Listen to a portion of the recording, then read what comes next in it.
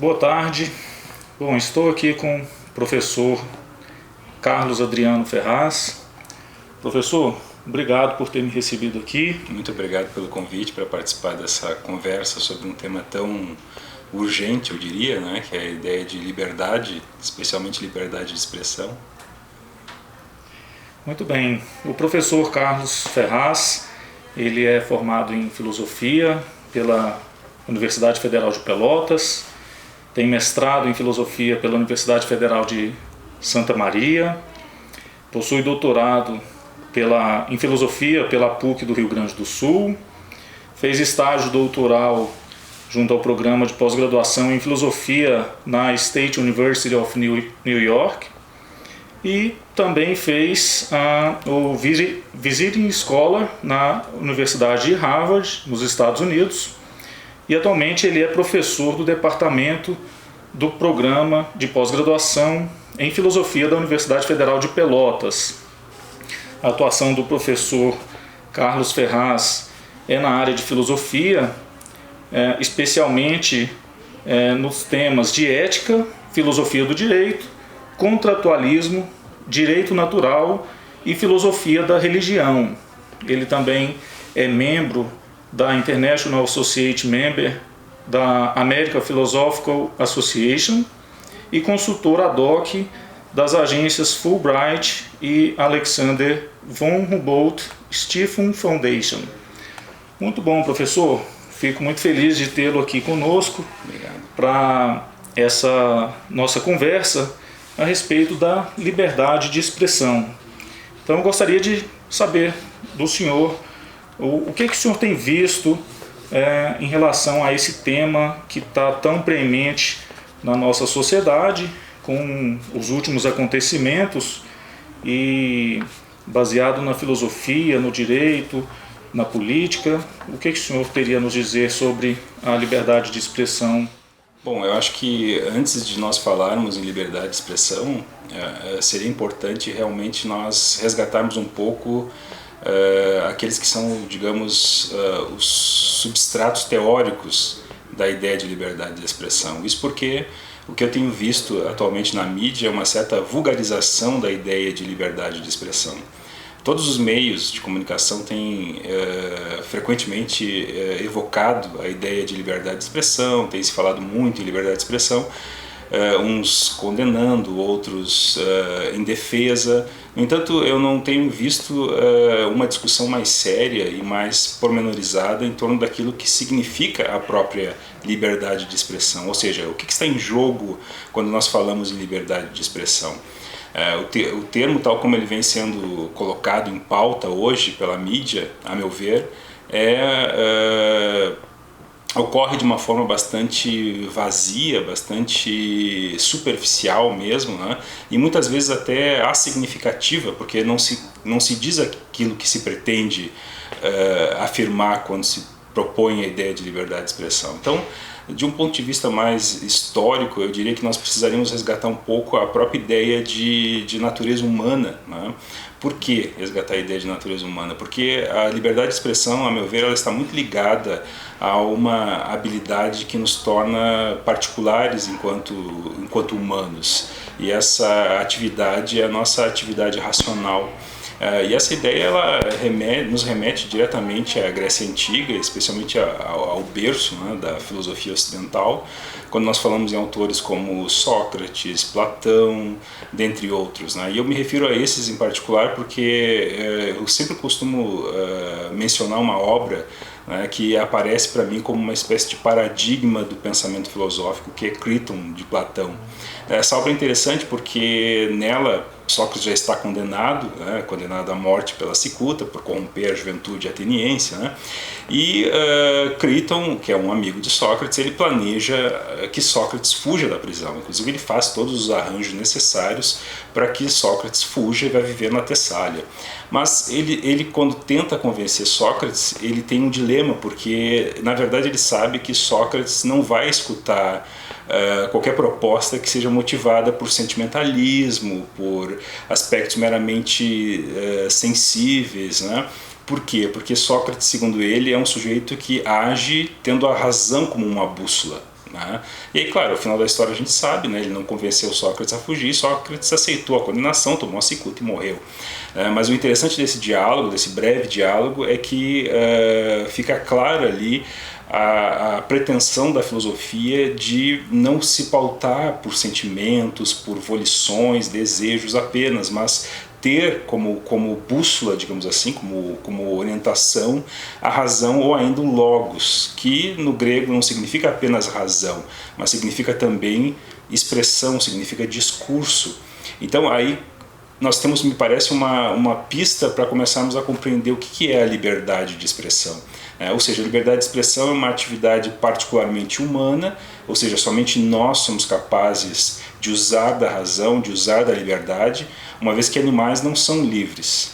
Nenhum outro ser na natureza é livre, exceto nós, ou ainda somos capazes de liberdade. E a liberdade de expressão ela está ligada a isso, ela está ligada, me parece, muito proximamente, né, à nossa natureza, à natureza humana. Então, usar da liberdade de expressão é também parte de nós nos realizarmos enquanto humanos. Então, por isso que é importante nós nos pautarmos por razões, por fatos, oferecermos argumentos e assim por diante. Isso nos caracteriza, né? E só para voltar novamente à filosofia antiga, nós já encontramos em autores como Aristóteles a ideia de que nós temos como que uma natureza triádica, né? Nós somos, tal como os vegetais, nós temos funções vegetativas, como por exemplo a respiração, o metabolismo, tal como os outros animais, nós temos atividades basicamente animais, como por exemplo a ciência, temos dor, frio, fome, mas além desses estados vegetativos e animais, nós também somos capazes de chegar a um outro estado que é o estado racional, né? Ou seja, nós temos uma natureza também racional, nós somos potencialmente capazes de desenvolver a nossa racionalidade. E quando nós chegamos nesse ponto, nós somos mais completos e realizados como humanos. Então vejam a importância que tem a liberdade nesse processo, né? Na medida em que nós nos tornamos mais humanos, na medida em que nós somos capazes e que nós temos espaço para usar da nossa liberdade, né? Uma liberdade baseada então em razões, baseada em argumentos bem fundados e assim por diante, numa discussão, num debate, num processo que não tem fim, né? Porque desse ponto de vista ninguém é dono da verdade, né? Então o que nos permite prosperar, o que nos permite avançar enquanto indivíduos, enquanto sociedade, nós temos a possibilidade de sempre colocar o contraditório, é a possibilidade de nós sempre podermos nos opor àquilo que é dado como uma visão majoritária. Por quê? Porque nós somos livres para nos expressar e com isso nós garantimos o desenvolvimento do debate nas mais diversas áreas. O oposto disso é dogmatismo, é aquilo que John Stuart Mill chamava de presunção de infalibilidade. Num livro interessante lá do final do século XIX, o John Stuart Mill, esse livro se chama Sobre a Liberdade, né?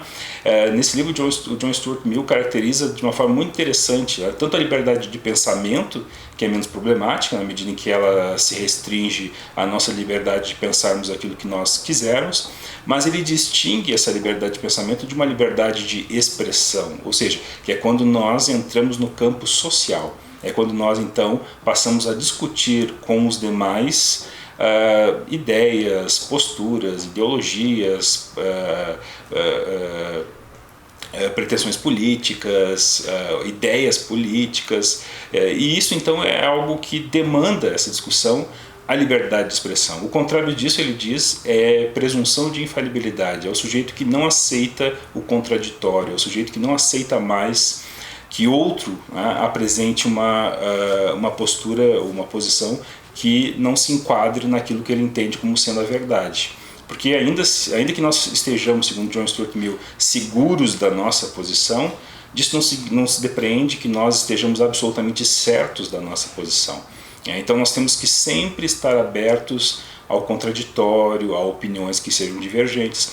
E o que nós temos acompanhado nos últimos tempos, e eu não digo isso só no momento recente, em que isso parece se tornar mais grave, mas já temos acompanhado há um bom tempo, né, uma certa hegemonização em torno de determinadas ideias. de tal forma que quando começam a surgir ideias que destoam, né, desse establishment, né, os sujeitos que ousam, né, questionar, eles acabam por ser justamente violados na sua liberdade de expressão. Então eu diria que hoje a discussão sobre liberdade de expressão ela é urgente, porque nós estamos perdendo o sentido da natureza humana, nós estamos perdendo o sentido do que é liberdade, nós estamos perdendo digamos, a nossa própria natureza ao abrirmos mão, né, da nossa liberdade. Então, e com isso abrimos mão não só da nossa individualidade, né, mas também da nossa prosperidade de um ponto de vista científico, de um ponto de vista humano, de um ponto de vista social.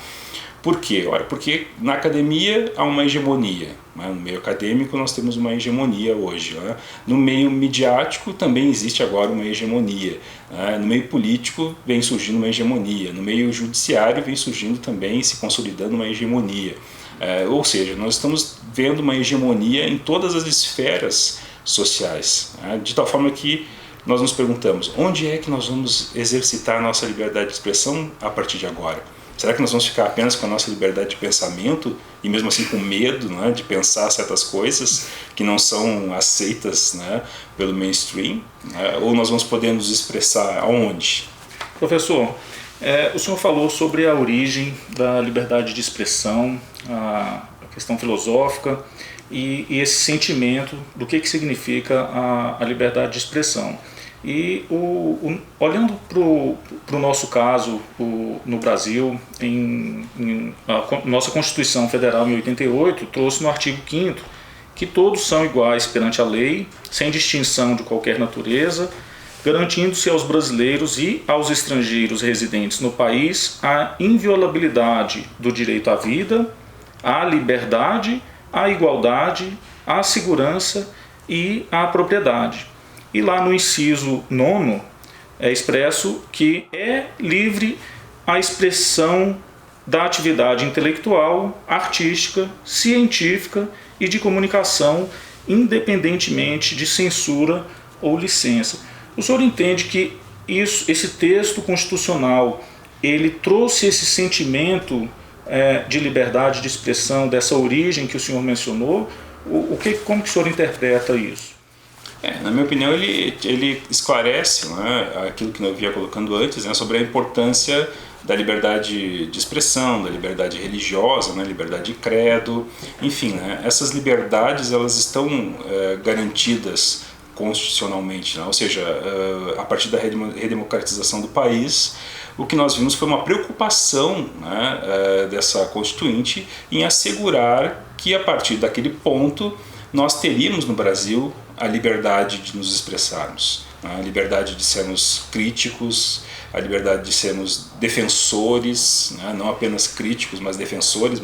Nós nos acostumamos muito com a ideia, né, de sermos sempre críticos, como se liberdade de expressão fosse apenas criticar o outro, né? Não, a liberdade de expressão também é defender o outro, é apresentar razões, né, que mostram que o outro é um bom político, é um bom presidente, é um bom professor, enfim, né? Então a liberdade de expressão ela não é apenas crítica, ela também vem para a defesa, né, defesa de ideias, defesa de pessoas e assim por diante, né? Então eu acho que a Constituição ela pretendeu naquele momento assegurar que daquele ponto em diante nós teríamos então liberdade de expressão, não haveria mais censura, não haveria mais perseguição. No entanto, o que ocorreu desde aquele ponto foi uma espécie de inversão, né? Ou seja, aqueles que manifestaram desde aquele ponto determinadas opiniões, sobretudo opiniões ou liberais ou conservadoras, e quando eu falo liberal aqui, eu remeto ao liberalismo no sentido clássico, né? O liberalismo econômico, o liberalismo de autores como Mises, Hayek, Milton Friedman, Thomas Sowell, mais recentemente, né? Que são autores praticamente banidos do meio acadêmico, né? Então, é nesse sentido que eu falo em liberdade, né? Nesse sentido liberal do termo, não no sentido liberal tal como se entende nos Estados Unidos, né? O liberal como o sujeito progressista, o sujeito, né, que é basicamente da esquerda, né? Então, nesse sentido, a liberdade ela passou a ser protegida pela nossa Constituição. No entanto, a Constituição sozinha ela não vale, Nenhuma lei vale por si mesma, ela precisa de instituições que a assegurem. Então, nós falamos em liberdade de expressão, em liberdade acadêmica, por exemplo, mas essas liberdades, elas sozinhas são só palavras, são letras num texto. Nós precisamos que as instituições assegurem que nós vamos ter liberdade no meio acadêmico, que nós vamos ter liberdade política, que nós vamos ter liberdade econômica, liberdade para empreender. Ou seja, as instituições devem garantir essa liberdade. Sozinha ela não se sustenta. E o que nós temos acompanhado é que as instituições que deveriam proteger a liberdade têm violado a liberdade, né? Ou seja, perseguindo quem não comunga de determinadas ideias, perseguindo professores que não são alinhados com uma determinada ideologia. Então as instituições elas não estão protegendo a liberdade. Professor, em relação às instituições, em relação à Constituição Federal, temos o STF como guardião da Constituição, né? E na última sexta-feira, dia 24 de julho, o STF determinou o bloqueio de contas das redes sociais de aliados do presidente Bolsonaro e sob o pretexto de se fazer necessária a interrupção dos discursos com conteúdo de ódio, subversão da ordem e incentivo à quebra da normalidade institucional e democrática. Essa atuação do STF, ela vem nessa construção de proteger o cidadão ou proteger a Constituição, dando essa garantia de liberdade de expressão, ou o senhor entende que esse ato foi uma interpretação desvirtuada do propósito constitucional do artigo 5º? Olha, eu tenho uma opinião sobre o que vem acontecendo atualmente, especialmente no âmbito judiciário, que é a seguinte posição, né? Muitos têm discutido sobre a questão da constitucionalidade, da legalidade do que está ocorrendo, etc., né? Eu já penso que essa não é mais deixou de ser uma questão meramente teórica, de nós discutirmos sobre questões constitucionais, questões legais, filosóficas, etc., né? Me parece que a questão agora ela está sendo decidida mais por questões ideológicas do que por questões constitucionais, legais ou mesmo filosóficas. Essa é a impressão que eu tenho acompanhando, né, os eventos de fora. Para que nós possamos entender a questão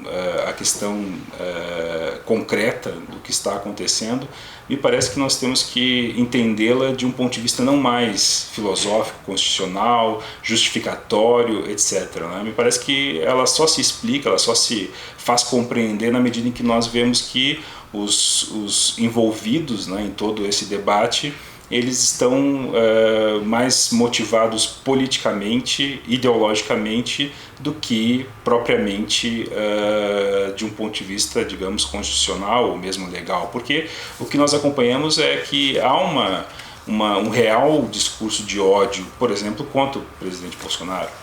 Nós acompanhamos isso na mídia, nós vemos pessoas incitando ao ódio, incitando a violência contra ele, publicando posts gravíssimos contra a pessoa, né, do presidente, e no entanto não há qualquer reação judicial ou legal contra esses indivíduos que estão agindo dessa maneira. Então, mesmo o senso comum já se apercebeu disso, mesmo o senso comum já se apercebeu que, minha nossa, como se usa uma mesma medida aqui, né?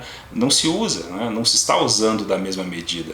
Portanto, fica claro que a motivação que está por detrás dessas ações, elas são mais políticas, ideológicas, a meu ver, do que propriamente constitucionais, legais. Então, quando eu converso com algumas pessoas da área do direito, da área jurídica, né, elas ficam questionando, elas me dizem, minha nossa, né, jogaram a Constituição fora, estão errando por isso, por aquilo, por aquele outro, né? E então eu digo para essas pessoas, olha, vocês estão tentando entender o que está acontecendo de um ponto de vista constitucional legal, e não é esse o ponto, não é isso que está em jogo. Não há uma preocupação em interpretar a Constituição, em aplicar a Constituição e respeitar a Constituição. Não é isso que está em jogo. O que está em jogo são outras motivações, né? E quando nós entendemos que são essas as motivações que estão levando a determinadas ações, como por exemplo a perseguição de jornalistas, inclusive, né, que destoam, né, dessa digamos, ideologia que hoje é vigente nas universidades, no judiciário, no meio midiático, etc. Né? E nós sabemos hoje que essas instituições elas estão alinhadas no quadro geral a uma determinada ideologia. Né? Isso fica claro mesmo para o senso comum. Não é preciso ser um estudante, não é preciso ser um professor para entender que está havendo sim uma ação conjunta de diversas instituições que visam cercear a liberdade de pensamento daqueles que estão alinhados hoje com, por exemplo, o nosso presidente. Isso fica muito claro, isso fica muito evidente. A população sabe disso, e talvez por isso a alta popularidade do nosso presidente, como todas as pesquisas têm demonstrado. Porque a população percebe o que está acontecendo, a população percebe que há uma perseguição contra todo aquele que se manifesta em defesa dele. Por isso que eu dizia antes que liberdade de expressão não é apenas ser crítico. Nós fomos, especialmente quem é da minha geração, cresceu ouvindo que ser crítico era ser contra o governo, era ser contra os políticos. Na minha geração nós escutávamos muito isso, mas na verdade a liberdade de expressão é muito mais do que isso. Ela é isso também, mas ela também é defender aquilo em que nós acreditamos. E se nós temos um presidente que é liberal, que é conservador, e nós também somos liberais e conservadores, nada mais natural do que nós defendermos esse presidente, defendermos as pautas dele, que também fazem parte da liberdade de expressão, essa defesa. No entanto, como há toda uma estruturação de uma visão ideológica distinta dessa, que hostiliza o liberalismo e os princípios liberais, que hostiliza os princípios conservadores, o que acontece? Ora, acontece que todo aquele que sai em defesa dessas ideias e de um presidente que defende essas ideias acaba sendo silenciado, não é? E isso é terrível até para a própria vida política, porque a democracia ela exige esse contraditório, ela exige que existam pessoas que critiquem o presidente, mas ela também exige que existam e que haja espaço para as pessoas defenderem o presidente. É preciso esse diálogo, esse contraditório, não é? Do contrário, nós temos uma hegemonia, do contrário, nós temos uma ditadura, não há democracia nisso. E o preço da democracia é nós aceitarmos ouvir aquele que tem coisas para dizer que não nos agradam. Professor, o senhor falou do direito a esse contraditório, a dizer opiniões diferentes, e no próprio STF, na segunda-feira, a OAB organizou um congresso sobre liberdade de expressão e fake news. E lá, a ministra Carmen Lúcia, ela disse que nem o Estado, nem as redes sociais podem exercer censura sobre os usuários das plataformas digitais. Então, esse contraditório, ele acaba atingindo aos interesses da população e sendo suficiente para o exercício da liberdade de expressão, ou ainda isso é insuficiente? A questão é definir o que se entende aí por censura, né? Porque pelo que eu tenho observado, o judiciário não tem entendido como censura prender jornalistas, apreender instrumentos de trabalho de jornalistas, tablets, celulares, computadores, etc. Né? Isso não parece estar fazendo parte dessa ideia de censura, pelo menos na prática. Né? E do meu ponto de vista, isso configura sim numa censura, e não apenas por parte do Poder Judiciário, mas também por parte da própria mídia. Basta vermos que muitas pesquisas científicas hoje, elas estão sendo tiradas do ar, e não são meras opiniões. Quando nós encontramos certos artigos, por exemplo, artigos que mostram a eficiência da hidroxicloroquina, eles são tirados do ar. Aí nós temos pesquisadores, nós temos prêmio Nobel, nós temos cientistas de universidades renomadas apresentando argumentos científicos. Eles não estão apresentando uma opinião nas redes sociais, eles estão apresentando dados, eles estão apresentando algo concreto de um ponto de vista científico. Ou seja, ainda que eles estejam errados, eles devem ser escutados. Por quê? Porque eles não estão simplesmente emitindo uma opinião, eles estão apresentando pesquisas consistentes, e eles são da área da saúde. São professores universitários renomados, enfim, que estão tendo as suas redes sociais censuradas. Né? Nós temos professores tendo seus posts censurados quando eles colocam, vejam, pesquisas, eles colocam um artigo acadêmico nas suas redes sociais e esse artigo acadêmico é retirado do ar. Ou seja, isso é censura, né, por parte das redes sociais. O mesmo pode-se dizer com relação a outras medidas, como por exemplo o isolamento social, que são duas questões bastante sensíveis, né, a questão do isolamento social e a questão da hidroxicloroquina no tratamento precoce, né, do coronavírus, né? Então são dois temas sensíveis, mas existe um dogmatismo em torno dessas questões. Por quê? Ora, porque todo aquele que se opõe, ele pode ser prêmio Nobel, ele pode ser professor em Stanford, ele pode ser alguém altamente renomado na sua área, na área da saúde. No entanto, pessoas sem qualificação, sem as credenciais acadêmicas desses mesmos profissionais e pesquisadores, vão ter espaço nas redes sociais. Eles vão ter espaço no YouTube, eles vão ter espaço no Facebook, no Instagram e vão postar lá a sua defesa do isolamento, a sua crítica ao uso da hidroxicloroquina, enfim, eles vão ter esse espaço e sequer eles são qualificados para falar sobre isso. No entanto, aquele que é qualificado para falar sobre isso, ele vai ter seus vídeos, seus textos retirados das redes sociais. Isso é censura. Se eles estivessem de fato com algum discurso de ódio, preconceituoso, se eles estivessem colocando ali informações realmente erradas, né, comprovadamente erradas, mas não, nós temos pesquisadores sérios sendo retirados do ar.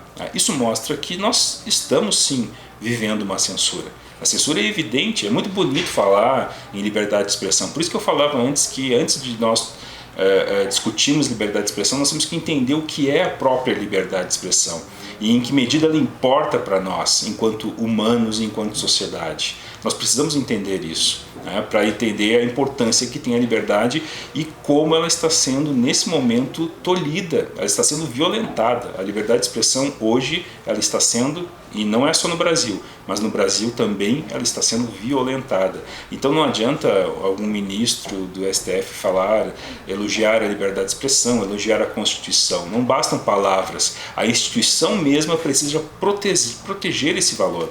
Como eu disse antes, valores, eles não sobrevivem sozinhos, eles não se mantêm sozinhos. Liberdade de expressão, igualdade, o próprio direito à vida que foi comentado aqui, né, citando a Constituição, ele precisa de proteção. Se não há uma instituição que protege a vida, nós certamente teremos a nossa vida tolhida.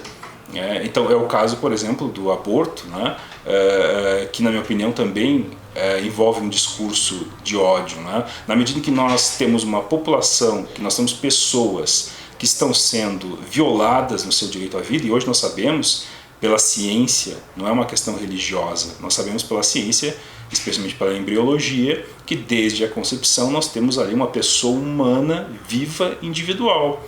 Ora, o que o proponente do aborto está propondo? Ele está propondo exterminem essas pessoas. Assim como aconteceu com o extermínio de outras populações ao longo da história, de judeus, de índios, de negros, enfim, né? Foram outros crimes de lesa humanidade que aconteceram ao longo da história e que acontecem hoje também. Então o que eu quero dizer com isso? Ora, que a vida ela é algo muito valioso, mas ela não subsiste sozinha, ela precisa de instituições que a protejam, ela precisa da medicina, ela precisa dos hospitais, ela precisa dos médicos, mas ela também precisa de uma proteção legal. A vida precisa ser protegida legalmente pelo judiciário, pela força policial e assim por diante. Para que a liberdade subsista, para que ela seja fomentada, ela precisa de instituições que a protejam, né?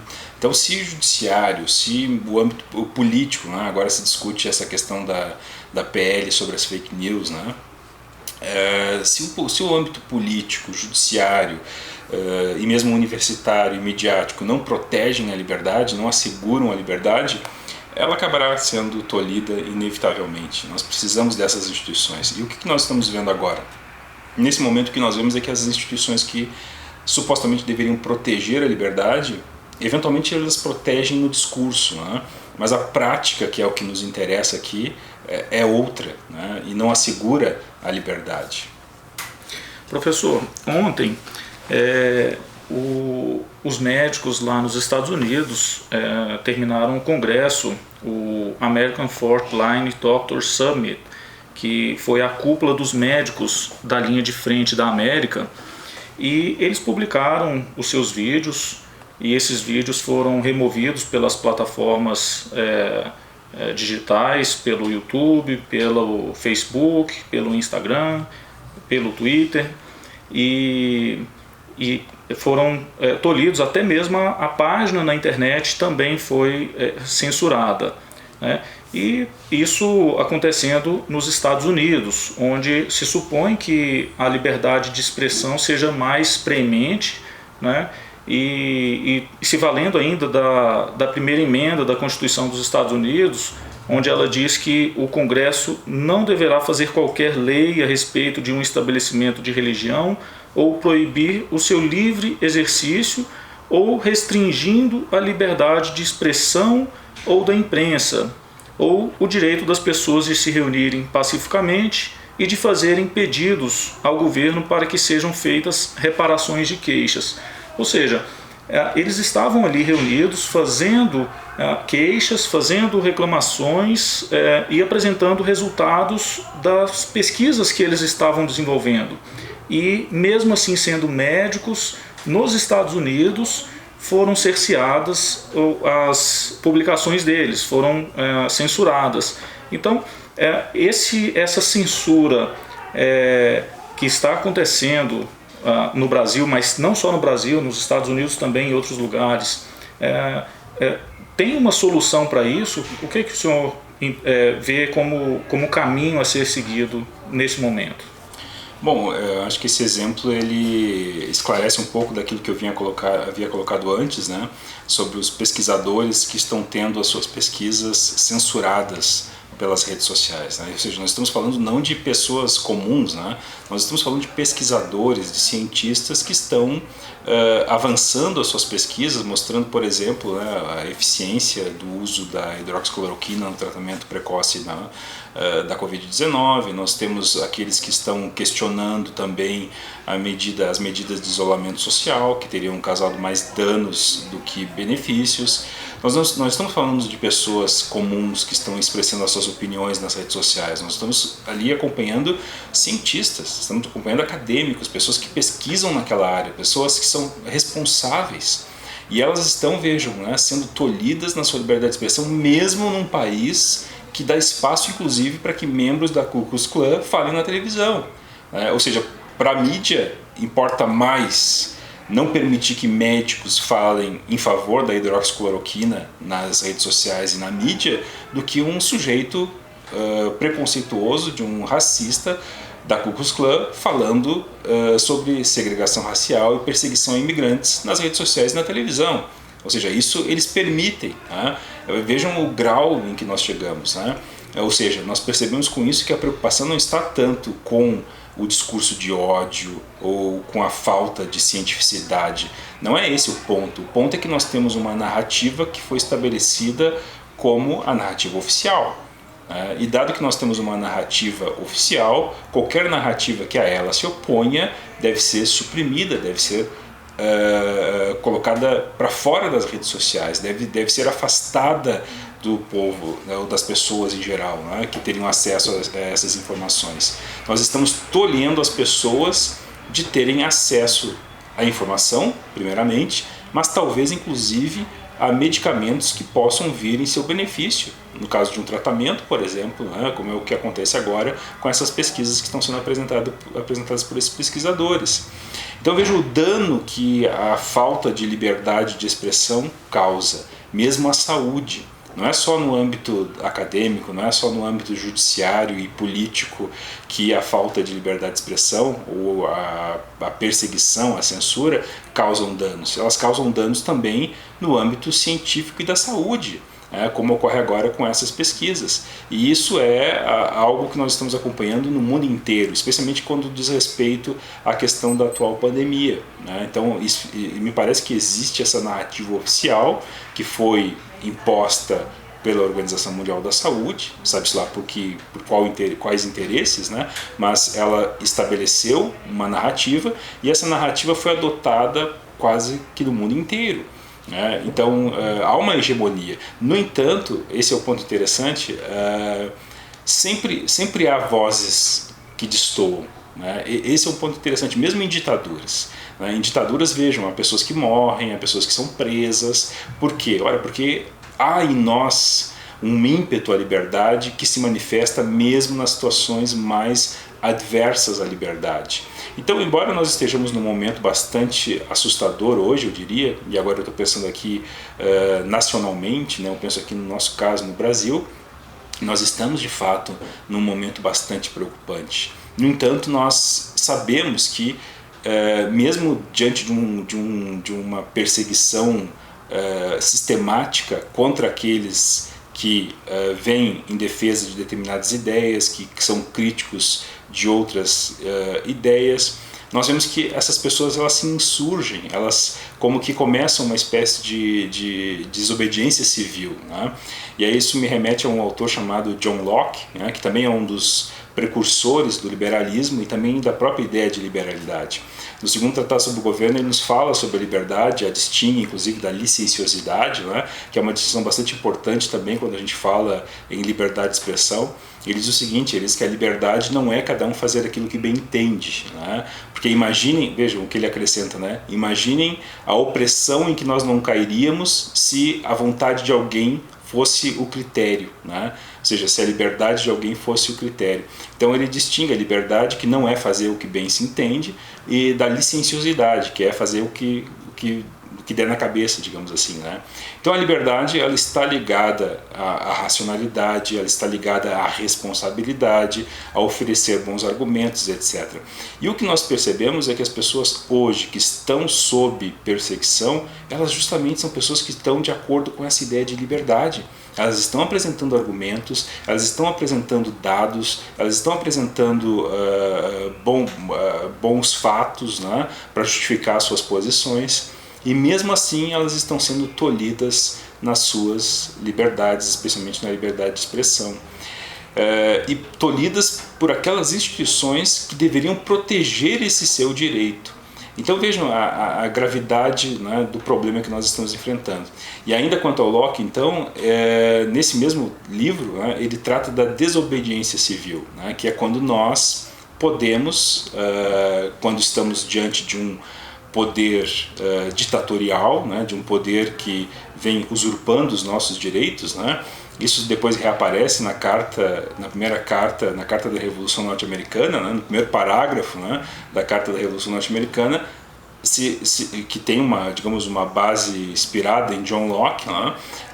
Nós podemos nos insurgir, nós podemos nos revoltar na medida em que o poder instituído está tolhendo as nossas liberdades fundamentais, como, por exemplo, a liberdade de expressão, a vida, o direito à propriedade e também, como está na Carta da Revolução Norte-Americana, a busca pela felicidade, ou seja, todos nós temos o direito de irmos na direção de um projeto pessoal de vida e nós não podemos ser tolhidos nisso. Então esses direitos eles são direitos fundamentais, essenciais, mas que por si sós eles não se mantêm. Eles precisam de instituições que os protejam, mas essas instituições hoje elas não estão protegendo esses valores. Então, mesmo diante da opressão que é feita por essas instituições contra a nossa liberdade, nós temos que seguir usando a nossa liberdade, insistindo no uso dessa liberdade, porque vejam, mesmo em regimes muito piores do que o nosso, na Coreia do Norte, na China, por exemplo, as pessoas se insurgem contra o poder instituído, elas resistem. Claro, lá elas sofrem consequências piores do que aqui os nossos jornalistas hoje têm sofrido, quando resolvem usar da sua liberdade de expressão. Aqueles não estão sendo torturados, mortos, colocados contra um paredão ou algo do gênero, ou colocados em campos de concentração, como acontece na China, ou campos de reeducação. E são comuns esses campos na China, como houve também os gulags na antiga União Soviética. Quem era colocado nesses campos? Olha, os dissidentes, aqueles que não concordavam com a narrativa oficial, a narrativa dogmática. Eles eram colocados nesses lugares. Para a reeducação, por exemplo, né? Nós ainda não estamos nesse ponto, nós estamos numa democracia ainda que combalida, né? Nós ainda estamos dentro de uma democracia. Mas é preciso que surjam vozes que destoem do mainstream, vozes que se organizem, até mesmo em organizações oriundas da sociedade civil. Nós temos vários exemplos surgindo hoje. Nós temos aqui o nosso Docentes pela Liberdade, por exemplo, que são professores, hoje mais de 800 professores, que no Brasil tentam se opor a uma hegemonia dentro da academia, dentro da universidade. Então isso é preciso, isso é necessário que aconteça isso em todos os âmbitos da sociedade civil. É preciso que aconteça como já aconteceu, por exemplo, nos Estados Unidos, em que as pessoas se reuniram, as pessoas se uniram em defesa do quê? Em defesa das liberdades, não para destruir instituições, não para acabar com as instituições, mas para colocar essas instituições no caminho delas, ou seja, para que essas instituições façam aquilo para o qual elas foram designadas. Por exemplo, o judiciário deve assegurar a liberdade, inclusive liberdade de expressão, a universidade deve assegurar a busca pela verdade e, portanto, também a liberdade de expressão, a política também deve proteger e tolerar a liberdade de expressão, enfim, Então a questão de nós nos unirmos e nos manifestarmos, e nos opormos está relacionado a essa necessidade de protegermos a liberdade, porque se nós não fizermos isso, a cada dia nós vamos perder mais e mais espaço para a expressão. É como eu colocava lá atrás, na minha fala. Em algum momento nós vamos nos perguntar onde nós vamos ser livres para falar aquilo que nós pensamos, onde nós vamos ser livres para discutirmos aquilo que nós pensamos. Será que nós vamos ter novamente um índex de livros proibidos? Será que nós vamos ter um índex de ideias proibidas? Vejam, isso não é, digamos, uma fantasia, isso não é ficção. Isso, pessoas vivem assim em alguns regimes. Eu citei antes a Coreia do Norte, a China, mas as pessoas vivem em regimes em que elas não têm liberdade, em que elas são monitoradas, em que elas são punidas se pensam errado. Basta ver o exemplo, vou usar novamente o exemplo chinês, do crédito social, que vige hoje na China. Ou seja, pessoas que emitem posições que destoam do Partido Comunista Chinês recebem pontos negativos. São milhares de pessoas hoje na China que não podem viajar, que não podem ocupar um cargo público. Por quê? Porque elas são negativadas no sistema de crédito social. E muitas vão para campos de reeducação, onde elas são reeducadas para pensarem de acordo com o que o Partido Comunista Chinês determina. Nós não estamos numa situação tão grave como essa, mas vários povos chegaram a essa situação, mesmo tendo sendo livres anteriormente. Aqui próximo a nós temos o caso da Venezuela, um país que foi pujante até um tempo atrás, e que hoje as pessoas lá também não têm a liberdade de expressão. Na verdade, a preocupação delas hoje maior é com a vida, nem é com a liberdade de expressão, dada a situação econômica do país. Então, vejam, nós podemos sim perder esse pouco de liberdade que nós ainda temos, se não houver uma reação, uma ocupação de espaços e também uma organização em grupos oriundos da sociedade civil, grupos espontâneos, grupos que surjam espontaneamente, não com interesses mesquinhos, mas com interesses voltados para assegurar a vida, para assegurar a liberdade. Como existem hoje vários grupos pró-vida, por exemplo, que questionam o aborto, e que têm uma pressão muito forte, política inclusive, para assegurar que nós não vamos permitir que o direito à vida daqueles que ainda não nasceram seja tolhido. Algo similar deve acontecer, a meu ver, no âmbito da liberdade. Nós precisamos de grupos pró-liberdade, em todos os âmbitos, na universidade, na política, no judiciário, na mídia, enfim, precisamos desses grupos mais do que nunca. Muito bem, professor. Hoje nós tivemos na Câmara dos Deputados o 8º ciclo de debates públicos virtuais, dentre 10 que vão ser desenvolvidos, e lá está sendo tratado a Lei de Combate às Fake News, pelo projeto de lei 2630 de 2020. Então, para a gente finalizar a nossa conversa aqui de hoje, o senhor mencionou todo esse efeito da falta de liberdade no Brasil, nos Estados Unidos, na China, na Venezuela, e agora trazendo para essa nossa realidade que estamos vivendo hoje, que está sendo discutida no nosso parlamento, que estão sendo decididas nas esferas judiciais. Esse projeto de lei das fake news, ele vai nesse sentido de proteger o cidadão, de permitir ter a sua liberdade de expressão garantida, ou ele vai na contramão dessa medida? Eu veria como um projeto de acordo com o que vem acontecendo no âmbito institucional, né? Ou seja, um projeto alinhado com essa ideia de se estabelecer o que é fake news e o que não é fake news. Ou seja, quem vai decidir isso? Dou o exemplo novamente desses cientistas, desses acadêmicos, pesquisadores que apresentaram lá suas pesquisas, tentaram divulgá-las nas redes sociais e foram tolhidos, foram derrubados do ar. O que se justifica? Qual é a justificativa que se apresenta para isso, né? Segundo as plataformas online, isso se justifica porque eles não estariam apresentando informações científicas. Mas como assim, né? Quem é o verificador lá nas redes sociais que decide da sua própria cabeça que aquilo ali não é ciência? Então veja o perigo que existe quando nós permitimos que verificadores desqualificados, na maior parte das vezes, decidam o que é ou não científico, né? Nós deixamos de lado a posição de cientistas, de acadêmicos, de pesquisadores com diversos artigos publicados, artigos revisados por pares, e nesse caso ainda mais grave, né, nós temos aí um evento com vários cientistas, né, apresentando os resultados das suas pesquisas, palestrando e debatendo, ou seja, um evento exclusivamente científico, né, baseado em dados, fatos, em resultados de pesquisa, e esses resultados são simplesmente censurados nas redes sociais. Então, quem vai estabelecer o que é uma fake news? O que são essas fake news? Esse é um problema, né? Porque isso vai trazer à tona, novamente, vai ressuscitar, digamos, a figura do censor, né? Daquele sujeito que analisa e diz, não, isso aqui é fake news, aquilo ali é verdade, e assim por diante. Sem falar que isso pressupõe um Estado, digamos, paternalista, que pretende proteger as pessoas das informações.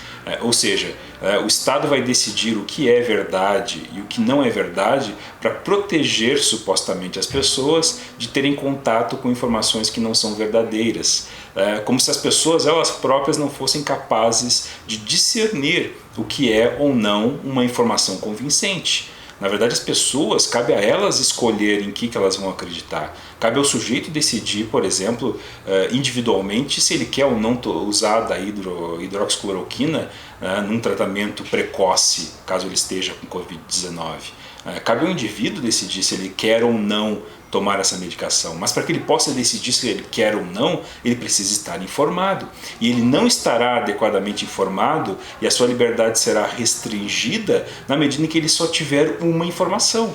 Enquanto for passada para ele a informação, não tome, pois isso causa problemas, não está comprovado ou algo do gênero, ele terá apenas essa informação, ou seja, ele vai decidir a partir de uma metade da informação. Ele não vai ter a informação completa, ele não vai ter a pesquisa considerada fake news, né, pelo censor, né, que o censor vai considerar fake news, ele não terá essa informação contraditória a essa para poder tomar uma decisão bem pensada, uma decisão, digamos, inteligente. Para que ele possa tomar uma decisão inteligente, ele precisa de todas as informações disponíveis. E essas informações não estarão disponíveis. Só se disponibilizará para ele a informação que interessa àquela instituição, seja jurídica, seja política, seja midiática. Ele não vai ter a chance do contraditório. E isso é terrível em todos os sentidos. É terrível no sentido da própria liberdade, é terrível no sentido do avanço da própria ciência, porque isso não é científico. Isso, na verdade, é dogmático. É aquilo que eu chamava antes, citando o John Stuart Mill, de presunção de infalibilidade. Ou seja, nós temos sensores que determinam o que é a verdade. Então eles decidem. Isso é a verdade. Então as pessoas passarão, nós teremos aí um Ministério da Verdade, para decidir o que é verdade e o que não é verdade. E só se passa à população aquilo que esse Ministério da Verdade decide como sendo verdade. E as pessoas não têm acesso a outras informações.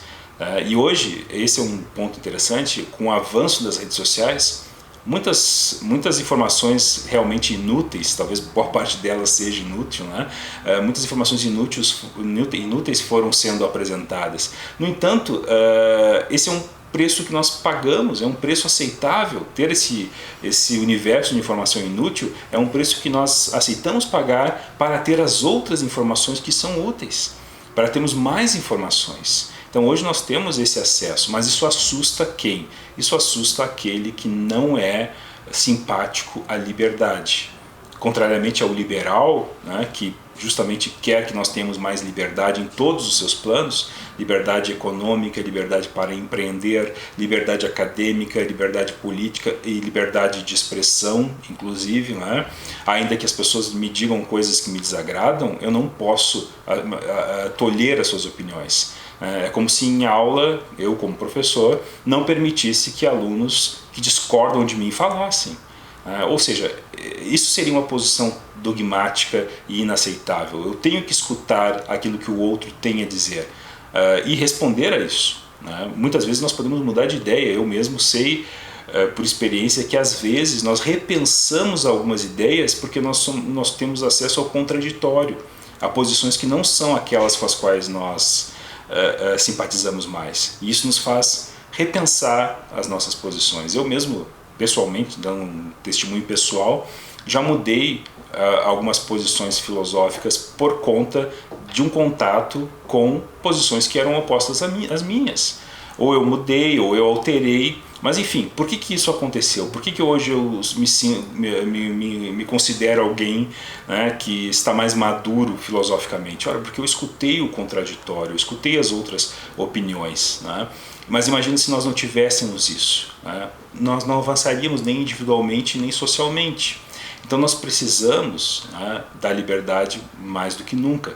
Mas eu insisto nisso, nós precisamos da liberdade, mas ela não se sustenta sozinha. Ela precisa de instituições. E na medida em que essas instituições estão falhando, é necessário que surjam instituições espontâneas, oriundas da sociedade civil, que passem a defender valores como a liberdade. Assim como existem aqueles que, como eu citei antes, defendem a vida, são instituições e associações pró-vida, e hoje há muitas delas. Algumas ligadas a instituições religiosas, outras não, mas são todas instituições que têm como único objetivo resguardar a vida de todos, resguardar a vida humana nas suas mais diversas formas. Hoje nós precisamos de instituições como essas, que defendam também a liberdade, porque essas instituições elas são muito fortes. Elas têm um impacto muito grande na política, no judiciário, e hoje, por exemplo, elas têm uma influência muito forte. Essas, por exemplo, instituições que defendem a vida, elas têm uma força na não implementação, ou pelo menos na não legalização do aborto no Brasil. Eles, de alguma forma, eles têm um peso para se assegurar que práticas como essa não vão ser amplamente realizadas no país. Algo similar precisa acontecer, na minha opinião, com relação à questão da liberdade de expressão. Nós precisamos também de instituições oriundas da sociedade civil que passem a defender pacificamente a liberdade, que se manifestem, que se organizem, que exerçam pressão sobre a política, sobre o judiciário, porque o que eu vejo agora, aproveitando essa última referência que o Peterson fez sobre a questão da lei das fake news, eu não vejo grande movimentação da sociedade civil contra essa lei. Eu não vejo um grande debate, eu não vejo uma discussão mais ampla sobre as implicações que essa lei vai ter. E essas implicações, elas são, como eu disse antes, assustadoras. Nós temos aí uma distinção entre verdade e fake news. Mas a questão é, quem vai decidir? Quem vai decidir o que é a verdade? E quem vai tolher as supostas fake news? Vejam o que está acontecendo agora. Todo aquele que publica algo em favor da hidroxicloroquina tem seus posts deletados, tem seus vídeos deletados, ainda que o sujeito seja um pesquisador de uma universidade de renome internacional. No entanto, por outro lado, aquele sujeito que defende o que é considerado verdade, ele pode ser um indivíduo medíocre, mas ele está ganhando espaço na mídia. Ele tem espaço na mídia e os seus vídeos não são derrubados. Ele é desqualificado, ele é medíocre, ele não é da área, mas ele diz o quê? Ele diz que o isolamento é necessário, ele diz que a hidroxicloroquina não funciona, então ele defende essa narrativa em particular. E por defender essa narrativa em particular, ele está com a verdade. Então veja a gravidade do problema, não apenas agora, mas no futuro também. Porque no futuro nós vamos ter novamente situações em que a liberdade de expressão vai ser necessária. E se não houver liberdade de expressão? O que nós vamos enfrentar ainda? E a liberdade de expressão, como eu disse antes, é uma das nossas formas de autorrealização. De tal forma que se nós formos tolhidos nessa forma de autorrealização, nós inevitavelmente não prosperaremos individualmente, nós não vamos florescer humanamente, nós vamos desabrochar humanamente. Por isso que no início dessa entrevista eu fiz questão de fazer uma referência à liberdade como um aspecto ligado à nossa natureza, como um aspecto da natureza humana em particular, ou ainda como uma das maneiras, uma das formas de nós nos autorrealizarmos. Por quê? Ora, porque se nós tolhemos essa forma de autorrealização, como o próprio conhecimento também, que também é uma das formas de autorrealização, e o próprio conhecimento está ligado à liberdade de expressão, porque o conhecimento ele só avança porque existe liberdade de expressão. Ele só avança porque eu posso ou defender uma teoria, ou criticar uma teoria, enfim, e é por isso que o conhecimento ele prospera, é por isso que o conhecimento avança. Mas na medida em que nós não tivermos liberdade, em que a verdade vai nos ser imposta, nesse modelo que é paternalista, anti-individualista, paternalista porque nós vamos ter um Estado, uma instituição que vai decidir o que é ou não a verdade. Nós vamos ter censores que vão dizer para nós, olha, isso aqui é verdade, então fica com isso. Aquilo lá tu não olha porque não é verdade. Novamente, nós vamos ter um futuro índex de ideias, de argumentos, de livros e teorias que não poderão ser acessados. Vão ser totalmente negados, como acontece agora. Nós já temos um índex. Eu sei que se eu postar hoje um vídeo nas redes sociais argumentando, por exemplo, contra o isolamento social ou em favor da hidroxicloroquina no tratamento da Covid-19, esse vídeo vai sair do ar. Então já existe o índex. E o índex já envolve esses dois itens, envolve outros também. Basta ver o que aconteceu com os jornalistas que foram recentemente presos. Ou seja, eles ousaram tocar em temas que fazem parte hoje de um índex dos temas, ideias proibidas. Já existe o índex. A questão é, ele vai só crescer de agora em diante. Ele só vai aumentar de agora em diante. Então por isso que urge, na minha opinião, nós discutirmos esse problema. Mas antes disso temos que entender o que é a liberdade, quais são suas implicações e por que, sobretudo, ela importa. Por que importa ser livre? Muitas pessoas podem se perguntar sobre isso. Por que importa eu ser livre? E esse é o ponto. Nós temos que colocar essa questão, me parece, de largada, para depois nós percebermos, não, mas a liberdade importa, ela realmente importa. Por isso eu preciso exigir liberdade no meu acadêmico, por exemplo.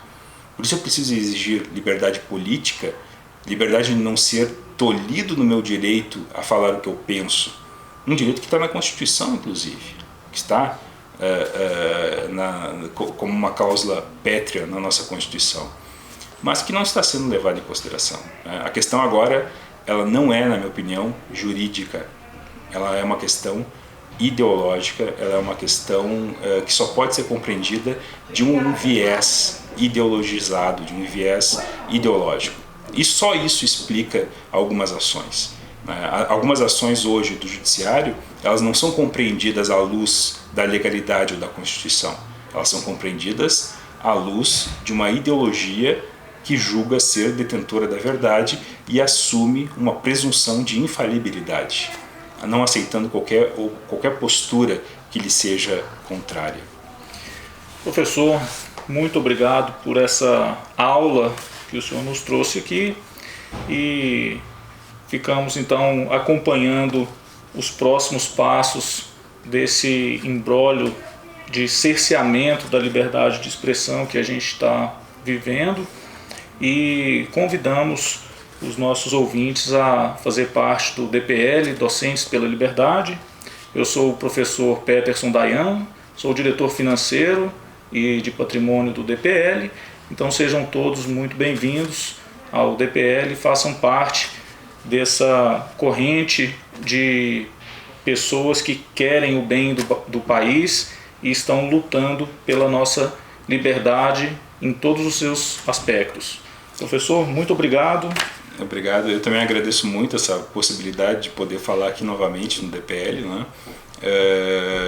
Fico muito agradecido e também reforço essa sugestão, né, de que todos considerem, né, integrar esse movimento que cresceu muito no Brasil em um ano de existência, pouco mais de um ano agora, né, que é o Docentes pela Liberdade, e do qual fazem parte muitos estudantes também, não são só professores que fazem parte do Docentes pela Liberdade, caso alguém tenha dúvida sobre isso, mesmo muitos estudantes, né?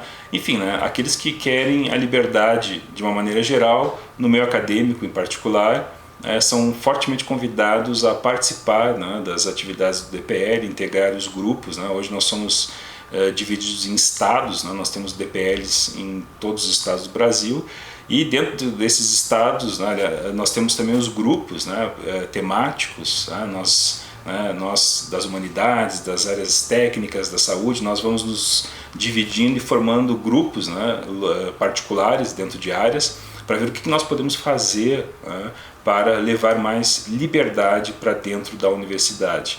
Nós somos também, pode-se dizer assim, uma dessas organizações surgidas espontaneamente, cujo propósito é assegurar a liberdade e, com isso, assegurar também a prosperidade do país, né? Ou seja, nós somos também patriotas, né? Estamos muito preocupados com a prosperidade nacional, né? Então, por isso, defendemos tanto a liberdade. Ok, professor, muito obrigado. Obrigado, Pedro. Até a próxima. Até a próxima.